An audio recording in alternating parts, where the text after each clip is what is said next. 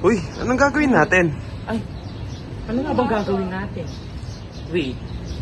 Alam ko na. What if magbigay tayo ng kaalaman about sa fracture? What do you think? Yes. Yes? Good idea. Bright idea yon. So, simulan na natin.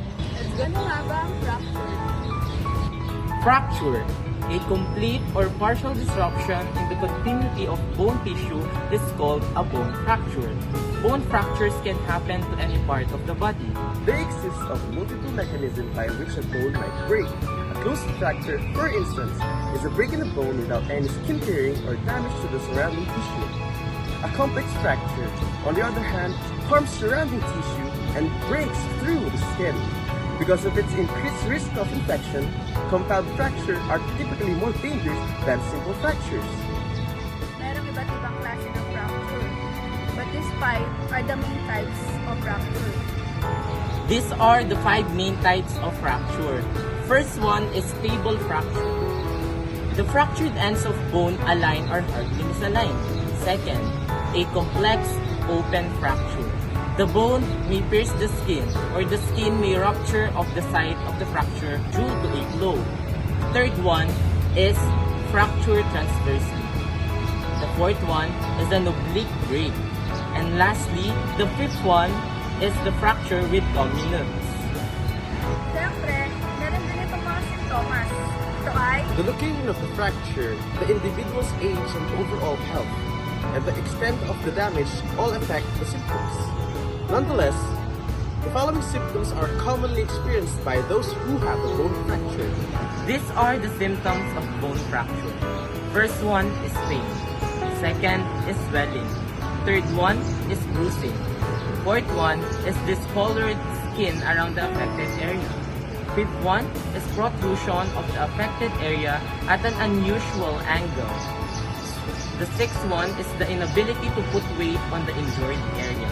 7 is the inability to move the affected area.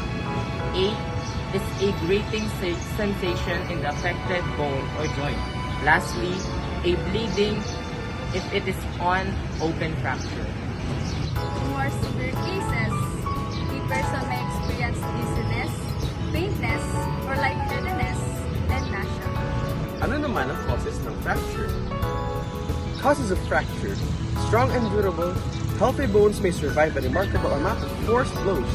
But if you apply too much pressure, they might break or crack. The main causes of bone fracture are physical damage, misuse, and medical disorders like osteoporosis that weaken the bones. A person's risk of fracture may also be increased by other variables. As people age, their bones tend to become weaker, increasing the likelihood of fractures. An individual's chance of experiencing a disorder that weakens their bones increases with age.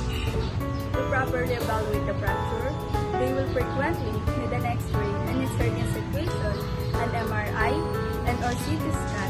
While bone fractures typically heal well with appropriate treatment, there can be a complication, such as bone heals in the wrong position.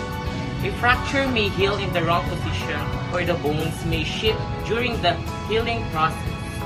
Disruption of bone growth. If a childhood bone fracture becomes disrupted during healing, this may affect the typical development of that bone. This can raise the risk of future deformity in the bone. Bone or bone marrow infection in a compound fracture. Bacteria can enter and break in the skin and infect the bone or bone marrow. This can become persistent infection. Bone death, a vascular necrosis. If the bone loses its essential supply of blood, it may die. Oh, tapos na ba ang discussion natin about fracture? Yes, Nicole! Tapos na! At syempre, masaya kami dahil at least nakapagbahagi kami ng kaalaman namin tungkol sa fracture. Totoo, di ba? Yes. Yes, totoo. So, salamat po sa panonood ng aming short discussion about sa fracture. Hanggang sa susunod na pakikipagtalastasan sa inyo, guys. Bye!